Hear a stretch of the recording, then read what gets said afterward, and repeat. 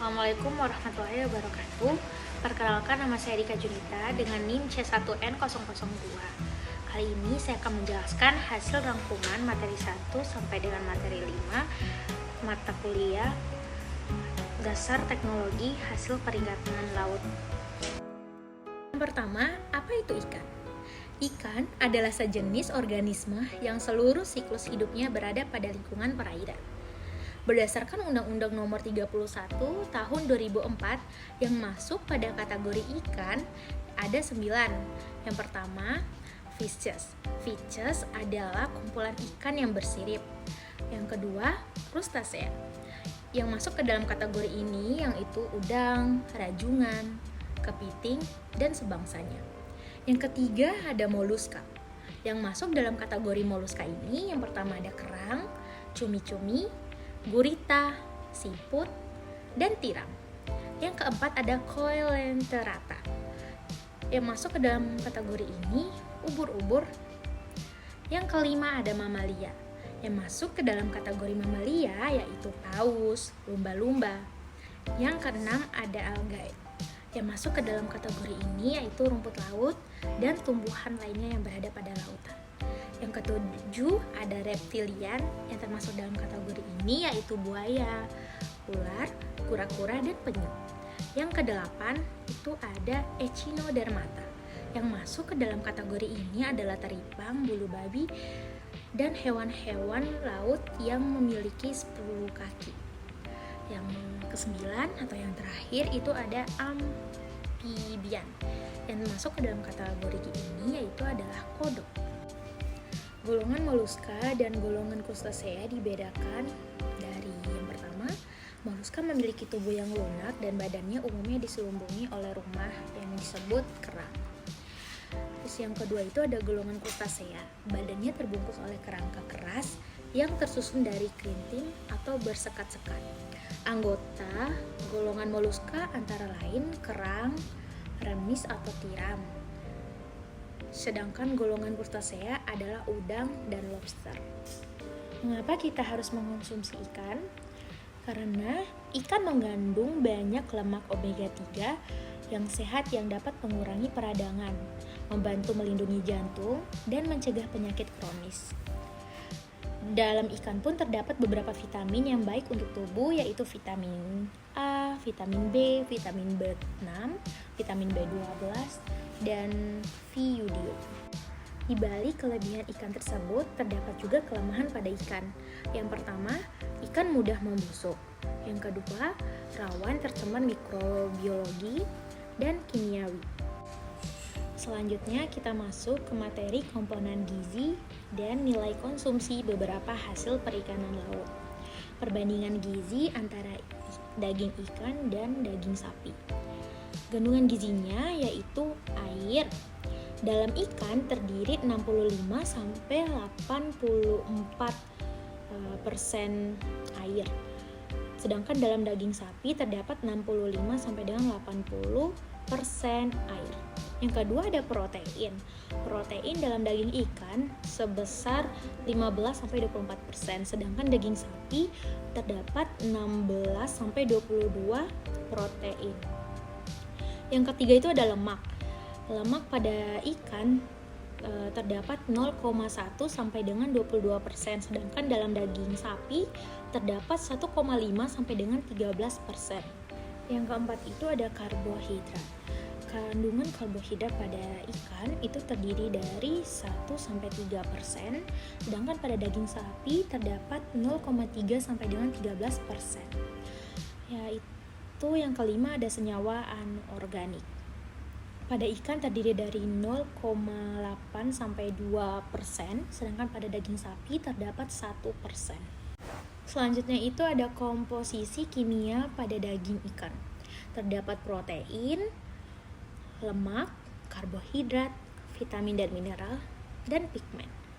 Selanjutnya air dan protein. Air dan protein pada daging ikan yaitu sebesar 70-80% untuk airnya. Diikat sangat erat oleh senyawa koloid dan kimiawi sehingga tidak mudah lepas oleh tekanan berat. Sedangkan protein dalam daging ikan itu terdapat 18-20%. Itu udah termasuk asam aminonya. Sama baiknya dengan hewani lainnya, mengalami degradasi dan senyawa dengan bau tidak sedap atau amonia. Selanjutnya ada lemak atau minyak. Rantai asam lemak dengan rantai karbon itu melebihi 18 tak jenuh.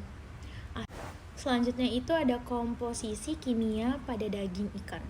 Terdapat protein, lemak, karbohidrat, vitamin dan mineral, dan pigmen. Selanjutnya air dan protein. Air dan protein pada daging ikan yaitu sebesar 70-80% untuk airnya. Diikat sangat erat oleh senyawa koloid dan kimiawi sehingga tidak mudah lepas oleh tekanan berat. Sedangkan protein dalam daging ikan itu terdapat 18-20%. Itu udah termasuk asam aminonya.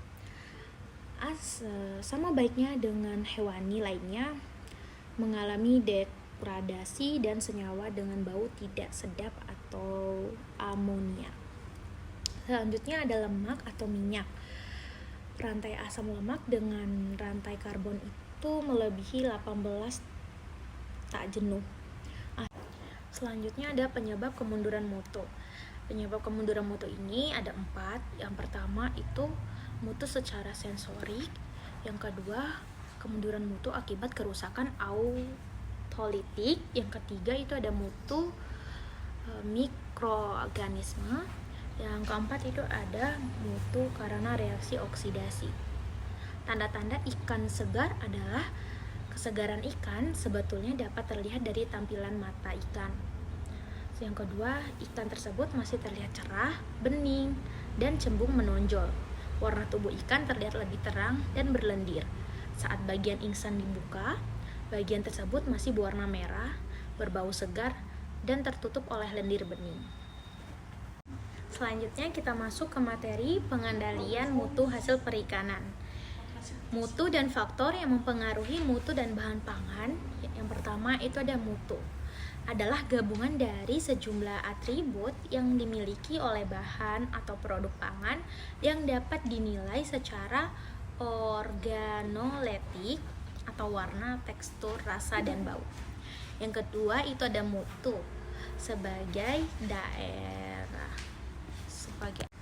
Yang kedua ada mutu sebagai derajat penerimaan konsumen terhadap produk yang dikonsumsi berulang. Yang ketiga, mutu adalah karakteristik menyeluruh dari suatu wujud, yaitu meliputi produk, kegiatan, proses, organisasi manusia.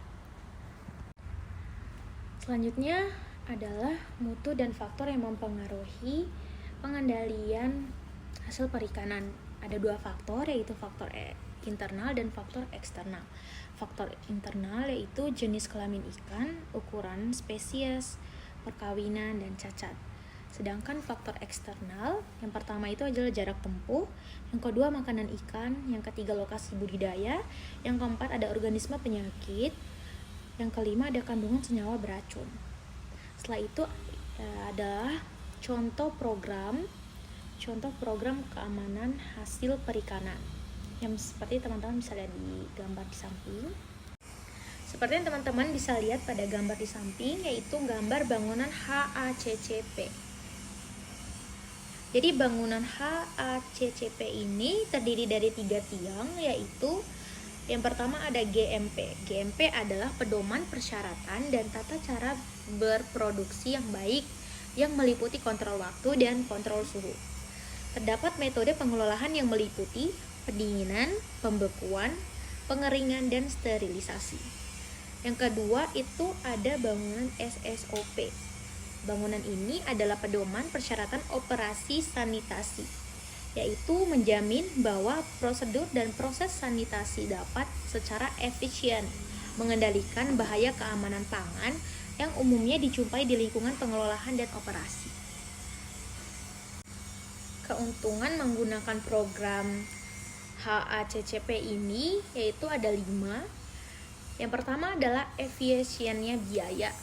Yang kedua, meningkatkan kepuasan pelanggan. Yang ketiga, marketing, selling point.